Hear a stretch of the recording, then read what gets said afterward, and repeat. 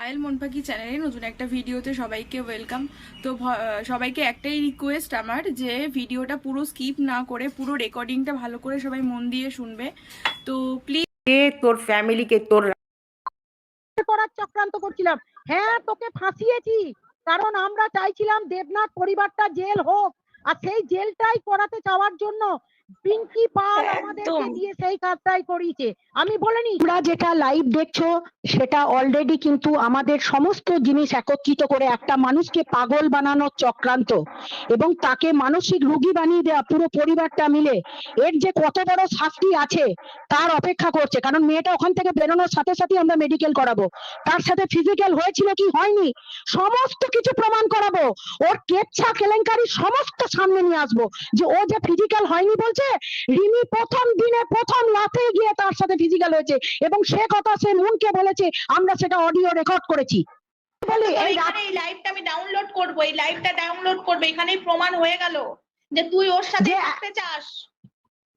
একদম একদম একদম। এবং এই ছেলেটা এতটা শয়তান, এতটা ক্রিমিনাল মাইন্ডেড, মানে এতটা ক্রিমিনাল মেন্টালিটির ছেলে, এই ছেলেকে সমাজ ব্যবস্থার মাধ্যমে স্বাভাবিক চিনে রাখা দরকার হয়ে গেছে।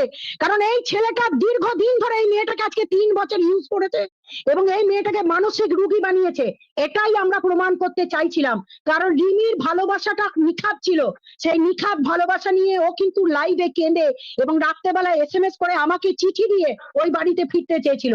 আমি রাতারাতি ডালসাতে জানিয়ে বড়বাবুর কাছে আবেদন করে সেই পারমিশন করিয়ে ডালসা থেকে সঙ্গে সঙ্গে তাকে বাড়ি ফিরিয়েছিলাম, যাতে মেয়েটা সুসাইড না করেন। রিমি এত করছিল, সেই রাত্রেবেলা সুসাইড করতে চাইছিল তার বাড়িতে। আজকে রিমিকে দিয়ে যা যা বলানো হয়েছে তার সমস্ত প্রমাণ নিয়ে আমি ময়দানে নেমেছি। যখন ওরা আজকে নন্দিনীর কাছে গেছে তখনই ওদের জানা উচিত ছিল যে কোন মানুষটা এই কেসটা ধরেছে। ওরা সেটা বুঝতে পারলো না, ওরা ভুল করলো। প্রীতম তার ক্ষমতা দেখাতে চাইলো সোশ্যাল মিডিয়ায়, এরপর সোশ্যাল মিডিয়ার ক্ষমতায় যে 90% লোক আজকে রিমিকে সাপোর্ট দিচ্ছে, প্রত্যেকের কাছে আমি কালকে সকালে আহ্বান করব, তোমরা কালকেই একটা স্ট্রিম লাইভের ব্যবস্থা করো। কালকেই আমি আবেদন হয়তো পরশুর মধ্যেই আমরা ধর্ণা অবস্থান আন্দোলনে বসবো। তার কারণ এই রিমির জীবন নষ্ট করার পিছনে এবং দিশানির জীবন নষ্ট করার পিছনে যে মেন কালপ্রিট, তার নাম প্রীতম দেবনাথ। এই প্রীতম দেবনাথ তার পরিবারটাকেও শেষ করে দিতে চলেছে, কারণ অবিলম্বে কিন্তু আমাদের সমস্ত মানবাধিকার সংগঠনগুলো রাস্তায় নামবো, তার জন্য তৈরি থাকুক। আমি কিন্তু কিরকম সমাজসেবী এবার সামনে আসা দরকার আছে, তার কারণ সমাজ মাধ্যমে আমি কিন্তু কোনো বার্তা সেইভাবে ছড়াই না, আমি প্রশাসনের কাজ করতাম। আজকে যখন দেখা যাচ্ছে সামাজিক ব্যাধি আমাদের মধ্যে নিজস্ব মধ্যে, এবং যারা যারা স্ট্রিম লাইভ করে এই ছেলেটাকে উস্কাচ্ছে এবং যে মেয়েটিকে উস্কাচ্ছে পরকীয়া প্রমোট করছে, তাদেরকেও আসতে হবে। তারাও রিমির এই মেন্টাল মানে ডিসব্যালেন্স হওয়ার পিছনে, মেন্টালি তাকে দুর্বল করে দেওয়ার জন্য যা যা চক্রান্ত করেছে তাদেরকেও এখানে পার্টি করব এবং অবশ্যই থানায় তাদের নামে কেস করব করব করব। তারা যেখানে যেখানে পারবে এর জন্য তৈরি উত্তর দেবে যে কেন তার নিজস্ব স্ত্রীকে সে নিয়ে ঘর করতে পারবে না, তাকে বার করে দিতে হবে এবং পরকীয়াকে ঢুকিয়ে দিতে হবে। এই ধরনের সেবিকাদের উদ্দেশ্যে বার্তাও পর্যন্ত সমাজে আসছে। যারা যারা লাইভে বসেছেন তার মধ্যে বহু লোক ওই লাইভে গিয়ে বলে এসছে রিমি কিন্তু লিগ্যাল ওয়াইফ, রিমি থাকবে। আমি সেটাও শুনেছি। আমি কিন্তু দেখতে চাইছিলাম, আমরা ওয়াচ করতে চাইছিলাম এই সমাজে যে কত ধরনের ক্রিমিনাল মেন্টালিটির লোক এই সমাজে বাস করে। এদের মুখোশ খোলার সময় এসে গেছে। কান্নার পরিবার, ওই দেবনাথ পরিবার তৈরি থাকুক, কত বড় আন্দোলন দেখবে আর কয়েক হাজার মানুষ দেখতে পাবে, কারণ প্রত্যেকের বাড়িতে একটা করে সন্তান আছে। তারাই তাদের দুর্বলতার সুযোগ নিয়ে তাদেরকে মানসিক রোগী বানিয়ে দিচ্ছে। নিশানি বলে মেয়েটি এতটা ডেসপারেট এবং এতটা ক্রিমিনাল মেন্টালিটির মেয়ে, যাকে আমি বারণ করেছি। ওর মা বাবার করে না ওর সঙ্গে দরকার আছে, সমাজে দরকার আছে, এই ধরনের মেয়েদেরও দরকার আছে। তার বোঝার ক্ষমতা ছিল না। আজকে যখন দিনের বেলা নন্দিনী ভট্টাচার্যের কাছে গেলি, সে কি বললো? তারা জানে যে আমরা কি কাজ করি, ঠিক আছে? সে কি বলেছে? যে আমি সঙ্গীতাদি যেখানে আছে সেখানে কোনোভাবেই আমি যাব না। এবং সে ফোন করে আমাকে নিজে জানিয়েছে, দিদি তুমি যখন এখানে আছো, সেই রেকর্ডিংটা আমি বলবো, সীমা তুমি একটু চালিয়ে শুনিয়ে দাও, যে দিদি তুমি যেখানে আছো, আমি যদিও চাইবো না রিমা, সীমা তুমি এখনো শুনিও না, এগুলো আমাদের কাজে লাগবে, এভিডেন্স সমস্ত কিছু কাজে লাগে। তুমি যেখানে আছো দিদি, সেখানে আমি কোনোভাবেই ঢুকবো না, সেই রেকর্ডিংটাও আমার কাছে আছে। সুতরাং এরা যেখানে পাবে যত বড় সমাজসেবী আছে তাদের কাছে চলে যাক, যত বড় পুলিশ প্রশাসন আছে চলে যাক, কিন্তু একটা বার্তা আমরা সমাজে আজকে যারা 90% লোক, ঠিক আছে, যারা 90% লোক যারা আজকে জন্য ও বাচ্চা বয়সে বিয়ে হয়েছিল বা বিয়ে করেছিল, তার প্রমাণগুলো নিয়ে গিয়ে যদি ওই বিয়েটাকে ও লিগ্যাল প্রুফ করতে পারে তার জন্য কোর্টে যেতে পারতো। আজকে কি করলো, সমাজ মাধ্যমটাকে নোংরা আরো করে দিল। আজকে এমন একটা প্রমোশন হলো যে পরকীয়াকে প্রমোট করতে হবে। সেই লাইভে যদিও বহু শিক্ষিত মানুষরা গিয়ে বলছিলেন রিমি লিগ্যাল ওয়াইফ, রিমি ওই বাড়িতেই থাকবে, কেন তাকে সময় দেওয়া হচ্ছে না? আমি বলিনি, বিশ্বাস করবেন না, আপনি বিশ্বাস করবেন না, ওই লাইভে যারা যারা ছেলেটিকে টু দা পয়েন্ট কোয়েশ্চেন করছে, ছেলেটা অনর্গল তর্ক করে যাচ্ছে। আমি দেখিনি। ওর তর্ক করাটাই স্বভাব। একটা মেয়েকে বলছে তোমার সাথেও আসো বিয়ে, আমি প্রেম করবো। শোনো তোমরা সবাই শোনো, এই খেলাটা একটু বোঝার চেষ্টা করো। এটা একটা এই লেভেলে খেলা নয়। আমি বলছি এটার একটা সামাজিক অবক্ষয়টা বলি। এই ছেলেটা কোন ধরনের ছেলে, মানে এর ডেফিনেশনটা একটু আলাদা। এতটা ক্রিমিনাল মাইন্ডেড, মানে এতটা পরিমাণে ক্রিমিনাল যে ছেলেটা সমাজের চোখে নিজেকে স্বচ্ছ দেখায়, মানে নিজে পুরো ক্লিন চিট নিয়ে বসে আছে, প্রমাণ করতে চায় রিমি পাগল, যার জন্য বারবার আসার পর রিমি চলে যায়। রিমির জন্যই আজকে আমি অন্য সম্পর্কে জড়িয়েছি। অর্থাৎ রিমি একটি পাগল মেয়ে, যাকে নিয়ে সংসার করা যাবে না। কিন্তু আমরা এই প্রমাণটাই জোগাড় করার চক্রান্ত করছিলাম। হ্যাঁ, তোকে ফাঁসিয়েছি, কারণ আমরা চাইছিলাম দেবনাথ পরিবারটা জেল হোক, আর সেই জেলটাই করাতে যাওয়ার জন্য পিঙ্কি পাল আমাদেরকে দিয়ে সেই কাজটাই করিয়েছে। আমি বলিনি, শুনে নিন আপনারা, আজকে ক্লিয়ার হওয়ার দরকার ছিল। এই দেবনাথ পরিবারটাই রিমিকে প্রথম থেকে মানসিক ডিসব্যালেন্স করে দেওয়ার জন্য নানা রকম ওষুধ খাইয়ে বাড়িতে আর একটা মেয়েকে ঢুকিয়ে ছেলের সামনে নোংরামি করিয়ে মেয়েটিকে আজকে মানসিক ভাবে দুর্বল করে দিয়েছে। মানসিক নির্যাতন করতে করতে তাকে মানসিক রোগীর ওষুধ খাওয়ানো হচ্ছে। সমস্তটা হয়েছে দেবনাথ পরিবার থেকে। আর এই দেবনাথ পরিবার যে এটা করবে এবং করা শুরু করে দিয়েছে, এটার প্রমাণ খুঁজছিলাম। এই 5 দিনটা ছিল ট্রায়াল, এই ট্রায়ালে এরা ট্র্যাপে পড়ে গেছে। এখন হচ্ছে যদি চায় এটাকে ওরা ধরতেই পারেনি, ওরা ম্যাটারটা ধরতেই পারেনি।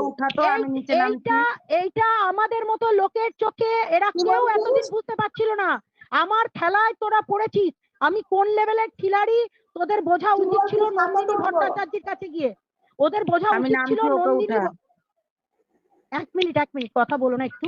ওদের বোঝা উচিত ছিল নন্দিনী ভট্টাচার্যের কাছে গিয়ে, এটা বোঝা উচিত ছিল যে সঙ্গীতা চক্রবর্তী যখন ধরেছে, সঙ্গীতা চক্রবর্তীর দিদি, কারণ নন্দিনী আমাকে দিদি বলে, ঠিক আছে, আমি ওর থেকে বয়সে ছোট, তবুও আমাকে দিদি বলে, কারণ ও জানে আমি কি কাজ করি। ও বলেছে দিদি যেখানে ঢুকেছে সেখানে আমি ঢুকবোই না। তার মানে এদের বোঝা উচিত ছিল আমরা কি ওই যে বলে না স্পাই ক্যামেরা, তদন্ত, তথ্য তালা কেন করি জানেন? এই কারণে করি, যে মেয়েরা সমাজে জাস্টিস পাচ্ছে না। সেই দিন রাতে আমাদের অ্যাসেস করে নিয়েছিলাম রিমি ঠিক কোন রোগে ভুগেছে এবং কোন রোগে জর্জরিত। আজকে সমস্ত প্রমাণ, এই যে রাত্রি 1:30টার সময় রিমিকে বসিয়ে দেওয়া হলো লাইভে, তার মানে প্রমাণ করতে বসিয়ে দেওয়া হলো যে না আমরা টর্চার করি। একদম to the point, torture live time point clarification, ওরা নিজেরা প্রুফ তৈরি করে দিচ্ছে। এক্স্যাক্টলি, এবং এরা বুঝতে পারলো না যে কোন লেভেলে আমি খেলতে নেমেছি। বিকজ এদের মাথাটা যেখানে কাজে শেষ হয়ে যায় আমরা সেখানে এগিয়ে যাই। আজকে একটা মেয়েকে বললাম লাইভ ক্যামেরা অ্যাকশন না করে আমরা তোর বাড়িতে দিয়ে এলাম, কারণ সেটা ট্রায়াল। এবং ও রিমি নিজে বলছে আমাকে বড়বাবুর সামনে বসিয়ে, কারণ আমাদের পিটিশন গুলো তাই ছিল, আমরা এটা প্রমাণ জোগাড় করছিলাম যে তোরা, রিমির মা আমাকে ওই দিন বসে বসে বলছিল, ওর মা বোঝাচ্ছে আমাকে যে রিমি তো আবার চলে যাবে, ও তো মানসিক পাগল, ও জানে না। ওগুলো আমি শুনতে গেছি, ওগুলো আমি স্পাই ক্যামেরায় রেকর্ড করতে গেছি যে তোমরাই এটা করেছো এবং তোমরা পুরোটাই তার দোষী, এবং তোমরাই প্রমাণ দেবে যে তোমরাই ওকে পাগল বানাচ্ছিলে। এই প্রমাণটার জন্যই আমি এই পথে নেমেছি। এরা জানে না যে এদের মানে ওদের মাথা যেখানে এইটুকু কাজ দেবে তার কয়েক হাজার গুণ বেশি কাজ দেবে আমার। না হলে তোকে এফআইআর দিলাম, উইদিন 10 মিনিটস এর মধ্যে তোর বাড়ি থেকে বেরিয়ে আসার পর সেই এফআইআর ডিলিটও করে দিলাম। তুই বুঝতে পারলি না? তুই কত বড় ট্যাপে করেছিস আমাদের? নিয়ে নিয়েছি ম্যাম একটা অল কথা ডান বলতে চাই। All done. হ্যাঁ বলুন বলুন বলুন। হ্যাঁ, প্রথম কথা হচ্ছে কি যে ওই ছেলেটি ঠিক আছে বারবার বলছে একা থাকতে চাই। আমি একজনের নাম নিচ্ছি, বাবলি ম্যাম। ওনার লাইভে গিয়ে বলেছে আমি একা থাকতে। আচ্ছা, একা তোকে রাখা হয়েছিল কি? আদৌ একা ছিল? কদিনের মধ্যে না, চলে গেল প্রমোশন করতে। না মোমো খেতে গেছিল তো। মোমো খেতে গেছিল, প্রমোশন চলে গেল। কি মনে হয় না যে এগুলো প্রত্যেকটা স্টেপে তুহিনা, তুমি যেটা বললে প্রত্যেকটা স্টেপে আমাদেরকে জাস্ট বোকা বানাচ্ছে, জাস্ট প্রত্যেকটা স্টেপে বোকা বানাচ্ছে। চাকরি করতে বাইরে চলে যাব, আরেকটা কথা, ইউটিউব আরেকটা ডিলিট কথা করে বলতে দেব, চাই। প্রত্যেকটা ম্যাম, আরেকটা কথা স্টেটমেন্ট বলতে চাই। রং। ওরা জানে না আমি তো ওকে, বলবো আমার একটা কথা শুনুন ম্যাম, একটা কথা। বলুন। প্রীতম যে রিমির মাথাটা ওয়াশ করে মানে নিজের মুখের কথাগুলো রিমির মুখে বসিয়ে দেয়, অনেক প্রমাণ আছে। একদিন রাত্রেবেলা রিমি সারা রাত থেকে প্রীতমের সাথে কথা বলেছিল, ওগুলো ভিডিও সব কলে। পেয়েছি, সব আছে। আমি বলি শুনুন, আমরা যখন মামলাটা সাজাবো এবং দেবনাথ পরিবারের নামে যে এফআইআরটা হবে তার সমস্ত প্রমাণ সমেত কাল নয় ধর্নাতে বসবো। 90% মানুষ যারা রিমির সাথে আছে, যাদের বাচ্চা আছে, সন্তান আছে, এবং যে শ্বশুর বাড়িগুলো এইভাবে ইনজেক্ট করে নারীদেরকে দুর্বল করে দেয়, পাগল বানিয়ে দেয়, তাদের মানসিক নির্যাতন করে, তাদেরকে সমাজের চোখে খারাপ করে নিজের ছেলেটা মহান সাজাবার চেষ্টায় মা বারবার ডিফেন্ড করার জন্য সমাজ মাধ্যমে চলে আসছে। যখন তখন আমরা তো খোঁচাচ্ছি, আমরা তো জানতে চাইছি, একের পর আমরা খোঁচাচ্ছি, আমরা তো চাইছি প্রমাণ। কারণ রিমিকে আজকে সুস্থ করার জন্য যেটা সব থেকে দরকার ছিল সেটা হচ্ছে মেডিসিন। আজ 5 দিন ওকে কোনো মেডিসিন দেয়নি ওরা। আমরা এটা নিয়েও সমস্ত আমি জিনিস ভালোভাবে ভিডিও সমস্ত করেছি যে জিনিস ওদের তো প্রমাণের দরকার। আমরা তো সমস্তটা, এটা যে আমরা মানে এটা যে আমাদের প্রি প্ল্যান এবং এই প্রি প্ল্যানে ওরা পড়বে সেটা ওরা বুঝতে পারেনি। অ্যাকচুয়ালি সবাই ভাবছিল জোর করে কি সংসার হয়, মোটেই হয় না। কিন্তু একটা মেয়েকে যে পাগল করে দিয়েছে সমাজে, একটা মেয়েকে নষ্ট করে দিয়েছে, তার মাথাটা খেয়ে দিয়েছে, তাকে আজকে মানসিক রোগী বানিয়ে দিয়েছে এই পরিবারটা, সেটার প্রমাণটার জন্যই আমরা আজকে এই 5 দিন প্রমাণ হিসাবে তুলে ধরতে চেয়েছিলাম। আর এই প্রমাণই কিন্তু ওরা প্রত্যেকটা ট্যাপ, আমাদের প্রত্যেকটা ট্যাপে ওরা কিন্তু একটার পর একটা দিয়েছে। এক্স্যাক্টলি, ক্রিয়েট করে দিয়েছে। কারণ আজকে পিঙ্কি পালকেও কোনোভাবেও পিঙ্কি পাল পেরে উঠছিল না এই ছেলেটার চালাকিতে। ও প্রীতম ভাবছিল আমি বোধহয় আমাকে বোকা বানাচ্ছে, প্রীতম ভাবছে সবাইকে দুনিয়ায় গোল খাওয়ানো যায়। হি কান্ট ইমাজিন কোন লেভেলে আমি চলি। ও বুঝতে পারিনি যে কোন লেভেলে ও পড়তে চলেছে। সমাজে এতটা ক্রিমিনাল মাইন্ডেড ছেলেদেরকে সামনে আনার সময় হয়ে গেছে। কারণ যারা আজকে মেয়ে দিচ্ছে, বিয়ে দিচ্ছে, একের পর এক খুন হয়ে যাচ্ছে, মরে যাচ্ছে, তারা প্রমাণ করার জায়গা পাচ্ছে না। ভাগ্য ভালো যে রিমি আমাদের এখনো আত্মহত্যা করে নেয়নি, এবং এই লড়াইটাতে রিমি টানা লড়ে গেছে। আমরা জানি রিমি মানসিক ভাবে ভীষণ দুর্বল। ও আমাকে গাল দেবে, ওর মাকে গাল দিচ্ছে, বাবাকে গাল দিচ্ছে, দুনিয়ার সবাইকে গাল দিচ্ছে একটাই ছেলে। আরেকটা কথা বলি, এতটা জিনিসও করেছে প্রীতম, মানে এত আরামে থাকতে পারে, ভালো থাকতে পারে, আমরা সেটাই চাই। ধরিত্রী আমি বলি, আমি একটা কথা বলি, ওই যে লাইভ আমরা যে লাইভটা করছি এটা কিন্তু আমাদের ওরা বলছে ভিউজ কামানোর জন্য। ভাই আমরা এক একটা জায়গায় এস্টাবলিশ 4টে ভিউজ দিয়ে জানেন না। কিছু আসবে চাইবে না, কিন্তু আমরা যে লড়াইটা করছি এটা ওই মেয়েটাকে বাঁচানোর জন্য লড়াইটা করছি। আজকে অপোজিট সাইড থেকে যে লাইভটা করা হলো, আমি একটা জিনিস খুব ভালো করে নোটিস করলাম, শুধুমাত্র ও যতবার ওই বাড়িতে গেছে, শোনো আমার কথাটা একবার, ওই বাড়িতে যতবার ও গেছে ওকে এইরকম করেই বসায় লাইভে, এবং অনেক কিছু ব্যাপারে সেইগুলোকে আলোচনা করে দিয়ে বাড়ি থেকে বার করে দেয়। হ্যাঁ একদম তুমি ঠিক বলেছো মামাই দিদি, একদমই ঠিক বলেছো। এটা একদম ওরা আমি গেছিলাম, দেখিয়ে দিল, অভিনয়টা পুরো দেখিয়ে দিল। এবার আমি গিয়ে প্রীতমকে কোশ্চেন করেছিলাম, আমাকে বার করে দেওয়া হয়েছে। ইয়েস তুই না, আমি সেটা ফলো করেছি, তোমাকে বার করে দেওয়া হয়েছে, আমি তোমাকে ফলো করেছি। গুড কোশ্চেন করেছে প্রীতমকে। কোশ্চেনের যে কোশ্চেন আমরা করতে পাঠিয়েছিলাম ওরা সেটা নিতে পারলো না। তুহিনা যে আমাদেরই লোক সেটা ওরা বুঝতে পেরে গেছিল। তোমার কোশ্চেন গুলো আমি সমস্তগুলো শুনেছি, এবং ধরিত্রী উঠতে চাইছিল বারবার, অন্য অ্যাকাউন্ট থেকে উঠতে চাইছিল, তাকেও নেওয়া হয়নি। যাই হোক, আমাদের সেটা প্রশ্ন নয়, আমাদের প্রশ্ন হচ্ছে এই লাইভটা যে হবে আমরা সেটা ওয়েট করছিলাম। তার কারণ এই লাইভটা করার পিছনে আমরা চাইছিলাম যারা যারা এর মধ্যে মদতগার আছেন তাদেরকে আমরা দেখতে চাইছিলাম, কারা কারা একটা মেয়েকে সমাজে পাগল করে দেওয়ার চক্রান্ত চালায়, মানসিক নির্যাতন করে, এবং মানসিক ভাবে তাকে বিকারগ্রস্ত করে দিয়ে তার স্বামীর বাড়ি থেকে টেনে এনে পরকীয়াকে প্রমোট করতে চায় এবং এই সমাজকে কলুষিত করতে চায়। এটার জন্যই আমাকে সমাজের বহু মানুষ কাজে লাগিয়েছে, এটা ওরা বুঝতে পারেনি। কিন্তু সঙ্গীতা চক্রবর্তীর এন্ট্রিটা কি লেভেলে কোন দিক থেকে হয়েছে এরা ওটা বুঝতে পারেনি। হ্যাঁ, আমি প্রীতমকে দিয়েই খেলেছি। প্রীতমের পিছন দিকে প্রথমে বাঁশ হয়ে দাঁড়িয়ে মানে ওই বাঁশটা কি কোন দিকে লাগিয়েছি সেটা প্রীতম বুঝে গেছে, এখন বোঝেনি, আরো একটু সময় লাগবে। কারণ এই যে আমাদের প্রমাণগুলো যে দরকার ছিল, যদি প্রীতম এর মধ্যে থেকে নিজেকে উদ্ধার করতে চায়, অনেক সময় ছিল, 5 দিনের মধ্যে অনেক সময় পেয়েছিল, তাতেও কিন্তু সেটাকে কাজে লাগালো না। আমরা কিন্তু চক্রান্তে আমাদের ট্যাপেও পড়ে গেছি। আজকে যদি রিমি বেরিয়ে আসে, রিমির জন্য সকলে কাঁদবে, কারণ রিমি আজকে মন জিতে নিয়েছে। ম্যাম একদম আমাদের কোনো রাগ হচ্ছে না। এবং আরেকটা কথা বলি, এতটা জিনিসও করেছে গাল প্রীতম, দিয়ে মানে দিল এত প্রমোশন করে, মানে তাকে তোলে, এরকম বহু লোক তার সাথে যুক্ত ছিল। এই সেই লোক কোশ্চেনের যে কোশ্চেন আমরা করতে পাঠিয়েছিলাম, ওরা সেটা নিতে পারলো না। তুহিনা যে আমাদেরই লোক সেটা ওরা বুঝতে পেরে গেছিল। তোমার কোশ্চেন গুলো আমি সমস্ত গুলো শুনেছি, এবং ধরিত্রী উঠতে চাইছিল বারবার, অন্য অ্যাকাউন্ট থেকে উঠতে চাইছিল, তাকেও নেওয়া হয়নি। যাই হোক, আমাদের সেটা প্রশ্ন নয়, আমাদের প্রশ্ন হচ্ছে এই লাইভটা যে হবে আমরা সেটা ওয়েট করছিলাম। তার কারণ এই লাইভটা করার পিছনে আমরা চাইছিলাম যারা যারা এর মধ্যে মদতগার আছেন তাদের যে চোখে মা ছেলে যেমন ভিডিও বানায়, তেমনি এই ছেলেটা সব সময় মহিলাদেরকে ঢাল বানায়। অর্থাৎ তার মাসির নামে অ্যাকাউন্ট আছে, তার মায়ের নামে অ্যাকাউন্ট আছে, তার ভাইয়ের নামে অ্যাকাউন্ট আছে, তার বৌদির নামে অ্যাকাউন্ট আছে, তার নামে 50টা অ্যাকাউন্ট আছে, ফেক অ্যাকাউন্ট আছে, যেখান থেকে কমেন্ট করতে পারবে, নিজেকে সোশ্যাল মিডিয়ায় তুলে ধরতে পারবে। কিন্তু এটা কখনো তোমরা প্রমাণ করতে গেলেও তোমাদেরকে আমি একত্রিত করতে পেরেছি শুধুমাত্র সোমা, তোমাদের গুড, সোমা, ধরিত্রী, সীমা, এবং তো সীমা তো নেগেটিভ ছিল, তাকে পজিটিভ করেছি। এর মধ্যে থেকে এই যে ভদ্রমহিলা যিনি এসে গেছেন অলরেডি, যার খবর বাইরে আস্তে আস্তে ধীরে ধীরে স্প্রেড করে যাচ্ছে, মানে এত মানুষ এসে যুক্ত হয়েছে, আমি নিজে অবাক হয়ে গেছি। তারা এসে যে নিজে নিজে আমরা একত্রিত হতে পারবো, সেই জায়গাটা প্রথম তৈরি করতে হয়েছে আমাকে, যার জন্য আমি প্রথম দিন থেকে এটা আপনাদেরকে বোঝাতে পারছিলাম না। আজকে আমি সাকসেস। আজকে যদি রিমিকে ওই বাড়ি থেকে বার করে দেয় এবং রিমিকে যদি থানায় নিয়ে গিয়ে বড়বাবুর হাতে তুলে দেয়, দেন বড়বাবু অলসো প্রুফ, আমার হাত থেকে প্রমাণ কটা পেলে উনি খুশি হবেন যে এই পরিবারটাই মেন কালপ্রিট, যারা আজকে সমাজে এই ধরনের ক্রাইম করছে, মেয়েকে নিয়ে এসে বাড়িতে মানসিক রোগী তৈরি করছে। আমি কিন্তু সমস্তটা আমার স্পাই ক্যামেরায় আমি একা গেছি, এবং আমার কোনো বডিগার্ড নিয়ে যায়নি, আমি একা গেছি। আমি পাড়ার লোকেদের ভিডিও নিয়েছি, সীমাও তাই করেছে। আমাদের সমস্ত কাজ গ্রাউন্ড ওয়ার্কে কমপ্লিট, শুধুমাত্র বার করে দেওয়ার সময়ের অপেক্ষায় আমরা আছি।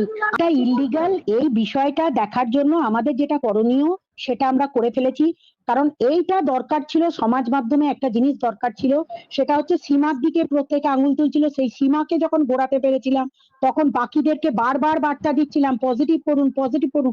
তারা ভাবছে কি, কে একটা মহিলা এসেছে, কিছুই তো জানে না। আরে তোরা একটা জিনিস ভাবার চেষ্টা কর, তোরা নিজেরা আজকে নন্দিনী ভট্টাচার্যের কাছে গেছিলি, তারা যা বলে দিতে পারতো তোদেরকে যে আমি কি জিনিস, তারা বলে দিতে পারতো যে আমি কি জিনিস। তারপরেও তোরা কি করলি, বোকামি বুদ্ধি করে সবকটা মাছ এক জায়গায় এসে ধরা দিলি, যেটা আমি জালটা পেতেছিলাম কালকে। জন্য সবাই লিখছে গণপিটুনি। না না না না, এখনই গণপিটুনি নয়, এখনই গণপিটুনি নয়। ওর বাবা কোথায় কাজ করে, ওর মা কি করে, সমস্ত কিছু এখন আমরা সোশ্যাল করতে চাইছি না। তার কারণ পরিবারটার হাতে আরো একটা সুযোগ দিলাম, আরো 5 দিন দেখবো আমরা, 10 দিন। প্রীতমকে বলে এসেছিলাম 10 দিন দেখবো। 10 দিনের মধ্যে যদি তুই পাল্টে যাস, যদি 10 দিনের মধ্যে তুই পাল্টে যাস, তাহলে কিন্তু সমাজের বুকে তোর চ্যানেল থেকে শুরু করে আমাদের ডাকের থেকে শুরু করে সমস্ত থেকে আমরা পিছিয়ে আসবো। তুই আমাদের ট্যাপে পড়ে গেছিস, এটা তোকে জানিয়ে রাখলাম। তোর যত বড়ই মা বাপ আছে, তুই চাইলে শুভেন্দু অধিকারী, মমতা ব্যানার্জি দুজনেরই ফোন নাম্বার নিয়ে নে। তুই আমাকে ফোন করার পর আমি তোর ফোন পাঠিয়ে দিচ্ছি, 2টো নাম্বারই পাঠিয়ে দিচ্ছি, দুজনের কাছে চলে যা। কিন্তু তোকে আমি এটা বলে দিলাম, আইনের পথে হাঁট, কিন্তু এই নোংরা গেম খেলায় যেটা মত্ত হয়েছিস সেটা থেকে পিছিয়ে আয়। আর 5 দিন দেখবো। অলরেডি তুই 5 দিন বাচ্চাটাকে ডাক্তার দেখাসনি, কোনো ওষুধ খাওয়াসনি, তাকে ভালোবাসেছিস কি বাসিসনি সেটা তো মেডিকেল টেস্ট করলি পেয়ে যাবো। কিন্তু তার থেকেও বড় কথা হচ্ছে, মেয়েটাকে মানসিক নির্যাতনের হাত থেকে রাত্রি 2টোর সময় বসিয়ে লাইভ করাচ্ছিস। এটার জন্য তৈরি থাকবি তুই। তোর স্টেটে আপনার মতো একজন সমাজকর্মী চাই না। দেখুন, আমি চেষ্টা তো করছি যাতে করে আমরা, আজ আমার কাজ কমপ্লিট। আজকের পর থেকে আমি আপনাদেরকে 5 দিন আমাকে কোথাও কোনো মিডিয়াতে পাবেন না, কারণ আমি আমার নিজের কাজে প্রচন্ড ব্যস্ত। নন্দিনী ভট্টাচার্য আসবে, এটুকু কথা দিলাম, পাবেন, 100% পাবেন। নন্দিনী ভট্টাচার্য আমাকে দিনের বেলাতেই বার্তা দিয়ে দিয়েছে যে সঙ্গীতা দি আমার কাছে এসেছে, আমি সঙ্গে সঙ্গে তোমার কথা শোনার সাথে সাথেই আমি ওদেরকে বলে দিয়েছি তোমরা চলে যাও। আমাকে জানি